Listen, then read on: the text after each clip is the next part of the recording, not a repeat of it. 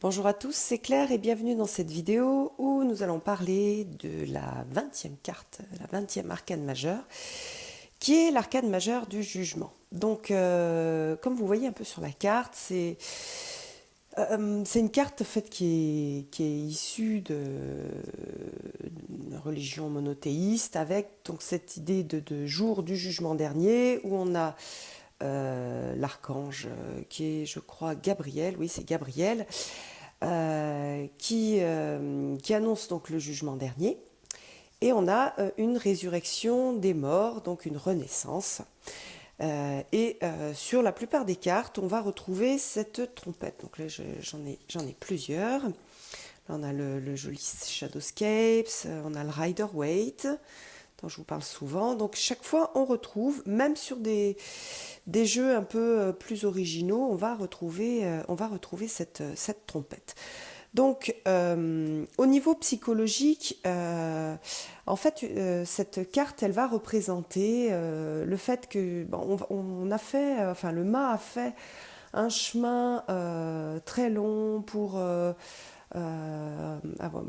développer sa personnalité. Ça, c'est les 7 premières cartes. Après, pour un peu retrouver son essence, faire tomber les masques. Et donc, après, il va rechercher cette illumination. Donc, il n'est pas loin de l'illumination. Et donc dans cette carte-là, on a une sorte d'appel à changer après tous les changements internes qui se sont produits. Et donc revenir sur sa vie, se retourner, voilà, se retourner sur sa vie, sur tout ce qui s'est produit, sur tous les changements qu'on a intégrés. Et donc effectuer un certain jugement sur ce qui s'est produit. Et puis donc des modifications dans notre vie pour être en adéquation avec ces nouveaux changements. Au niveau de la signification, on va avoir on va dire trois axes. Le premier axe, c'est cet appel que l'on voit dans cette trompette, hein, qu'on a aussi ici, qu'on va avoir ici. Donc c'est un appel. Un appel, si vous avez dans un tirage le jugement, vous avez un appel pour quelque chose, c'est-à-dire soit une vocation, un élan vers une lumière, en fait, la naissance d'un désir. Voilà, donc on a cette notion d'appel, de réveil. Réveillez-vous, écoutez peut-être les synchronicités de votre vie. Voilà, on va avoir ça. Après, sur par exemple sur des forces, on va avoir cette notion de transformation, de renaissance, même de naissance. D'ailleurs, ça peut être au sens strict du terme, c'est-à-dire ça peut annoncer une naissance. Ça peut parler aussi du noyau familial. Voilà, on va avoir ça hein, sur l'appel, j'aime bien. Sur le tarot des fées, on a celle-ci, c'est mignon. Voilà, on a un appel à la. Là, on voit une jeune fille qui travaille, puis on a toutes les petites fées, enfin qui travaillent, qui s'endorment sur son travail, et les fées qui l'appellent. Alors, ça peut être sur celui-là, on peut faire un peu de digression. Ça peut être un appel à plus de créativité ou un appel à retourner à son travail. Donc, ça, c'est un petit peu en fonction de l'environnement. Euh, Sur les forces, on va avoir ici un appel à la transformation. C'est-à-dire, voilà, vous avez travaillé plein de choses, c'est le moment en fait c'est le moment de récupérer un peu le résultat de tout votre travail hein, et de se donner aussi ce que l'on mérite.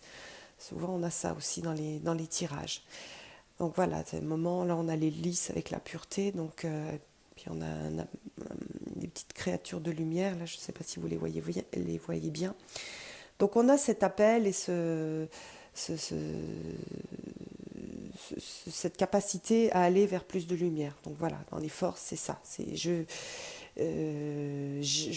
dois me donner ce que je mérite, je dois écouter aussi les synchronicités qui vont m'appeler vers quelque chose de meilleur. Voilà, donc dans les forces, j'ai tout ce qu'il faut. Maintenant, il faut que je me donne ce que je mérite. Voilà. Et dans les faiblesses, par contre, alors on a quelque chose qui est assez fort et c'est souvent, enfin moi je l'ai vu beaucoup. On a le jugement au sens névrose d'échec, peur d'être jugé, les jugements intérieurs, notre juge intérieur, notre bourreau intérieur. Donc dans les forces, ça veut dire qu'il faut dépasser ça. Ça veut dire qu'on est... c'est un moment pour dépasser un peu ce juge intérieur. Donc voilà, je me juge durement, j'arrive pas à croire en moi. Donc je suis mon propre bourreau, je suis hyper sensible aux jugements extérieurs parce qu'ils font écho en moi. Hein. C'est pas les jugements extérieurs qui m'empêchent d'avancer, c'est parce que ça résonne en moi. Donc là, ça veut dire qu'il y a un travail à faire sur la confiance en soi, sur tout ce qu'on a mis en place en étant petit, sur je ne vaux rien, je n'ai pas droit au bonheur, etc. Donc c'est une carte super intéressante au niveau psychologique. Souvent, je la tire, hein, parce que je fais pas mal de tirages psychologiques.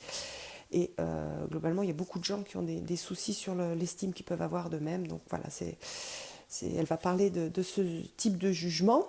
Alors, quelles questions est-ce qu'on peut se poser? Alors, qu'est-ce qui est en train de se réveiller en moi? Voilà, qu'est-ce qui se réveille en moi? Donc là, on l'a bien ici. Hop, qu'est-ce qui se réveille en moi? Quels sont les petits papillons qui ont envie que cette force de transformation qu'il y a en moi? Quels sont mes désirs, mes véritables désirs, les désirs internes, mes véritables, oui, les choses qui cherchent à pousser en moi.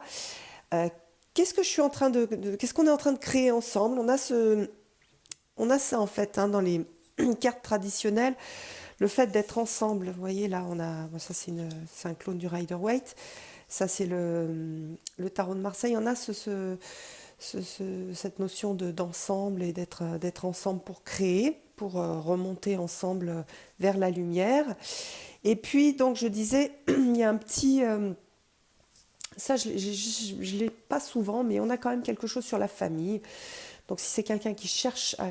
Par exemple, si c'est un tirage pour quelqu'un qui cherche à fonder une famille ou qui cherche à avoir un enfant, donc ça pose quelle est quelque part ma position par rapport au fait de fonder une famille, quelle est ma véritable position, quelles sont mes inspirations profondes, qu'est-ce qui est vraiment à l'intérieur, est-ce que j'ai vraiment envie d'en fonder une, quels sont mes freins, etc. Donc ça pose cette question-là. Voilà, j'espère que cette vidéo vous aura intéressé, puis je vous donne rendez-vous pour une prochaine vidéo. Bye bye!